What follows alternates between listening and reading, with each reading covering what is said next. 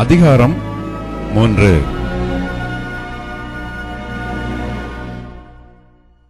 நீங்கள் கிறிஸ்துவுடன் கூட எழுந்ததுண்டானால் கிறிஸ்து தேவனுடைய வலது பாரிசத்தில் வீற்றிருக்கும் இடத்திலுள்ள மேலானவைகளை தேடுங்கள். பூமியில் உள்ளவைகளை அல்ல, மேலானவைகளையே நாடுங்கள். ஏனென்றால் நீங்கள் மரித்தீர்கள், உங்கள் ஜீவன் கிறிஸ்துவுடனே தேவனுக்குள் மறைந்திருக்கிறது. நம்முடைய ஜீவனாகிய கிறிஸ்து வெளிப்படும்போது நீங்களும் அவரோட கூட மகிமையிலே வெளிப்படுவீர்கள். ஆகையால் விபசாரம், அசுத்தம், மோகம், துர் இச்சை, விக்கிரகாராதனையான பொருளாசை ஆகிய இவைகளை பூமியில் உண்டு பண்ணுகிற உங்கள் அவயவங்களை அழித்து போடுங்கள். இவைகளின் பொருட்டே கீழ்ப்படியாமையின் பிள்ளைகள் மேல் தேவ கோபாக்கினை வரும். நீங்களும் முற்காலத்தில் அவர்களுக்குள்ளே சஞ்சரித்த போது அவைகளை செய்து கொண்டு வந்தீர்கள். இப்பொழுதோ கோபமும் மூர்க்கமும் பொறாமையும் உங்கள் வாயில் பிறக்கலாகாத தூஷணமும் வம்பு வார்த்தைகளுமாகிய இவைகளையெல்லாம் விட்டுவிடுங்கள். ஒருவருக்கொருவர் பொய் சொல்லாதிருங்கள். பழைய மனுஷனையும் அவன் செய்கைகளையும் களைந்து போட்டு தன்னை சிருஷ்டித்தவருடைய சாயலுக்கு ஒப்பாய் பூரண அறிவடையும்படி புதிதாக்கப்பட்ட புதிய மனுஷனை தரித்துக் கொண்டிருக்கிறீர்களே.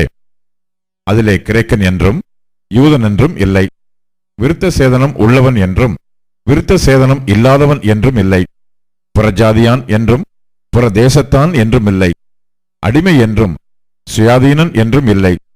கிறிஸ்துவே எல்லாரிலும் எல்லாமுமாயிருக்கிறார். ஆகையால் நீங்கள் தேவனால் தெரிந்து கொள்ளப்பட்ட பரிசுத்தரும் பிரியருமாய் உருக்கமான இரக்கத்தையும் தயவையும் மனத்தாழ்மையையும் சாந்தத்தையும் நீடிய பொறுமையையும் தரித்துக்கொண்டு ஒருவரையொருவர் தாங்கி ஒருவர் பேரில் ஒருவருக்கு குறைபாடு உண்டானால் கிறிஸ்து உங்களுக்கு மன்னித்தது போல ஒருவருக்கொருவர் மன்னியுங்கள். இவை எல்லாவற்றின் மேலும் பூரண சற்குணத்தின் கட்டாகிய அன்பை தரித்துக் கொள்ளுங்கள். தேவ சமாதானம் உங்கள் இருதயங்களில் ஆழக்கடவது. இதற்கென்றே நீங்கள் ஒரே சரீரமாக அழைக்கப்பட்டீர்கள். நன்றி அறிதல் உள்ளவர்களாயும் இருங்கள்.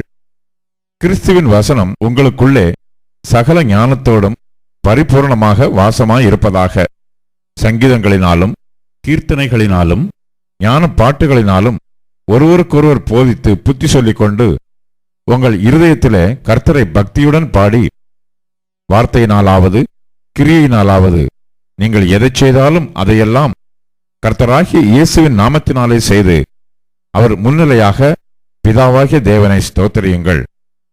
மனைவிகளே, கர்த்தர் கேட்கும்படி உங்கள் புருஷருக்கு கீழ்ப்படியுங்கள். புருஷர்களே, உங்கள் மனைவிகளில் அன்பு கூறுங்கள், அவர்கள் மேல் கசந்து கொள்ளாதிருங்கள். பிள்ளைகளே, உங்களை பெற்றாருக்கு எல்லா காரியத்திலேயும் கீழ்ப்படியுங்கள், இது கர்த்தருக்கு பிரியமானது.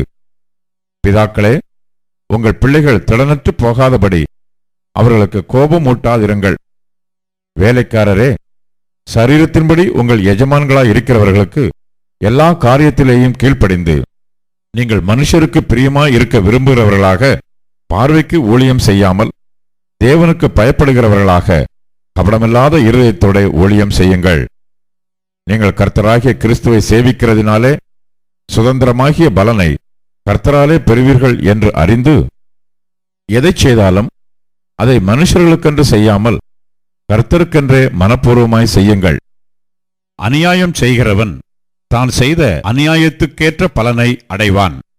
பட்சபாதமே இல்லை.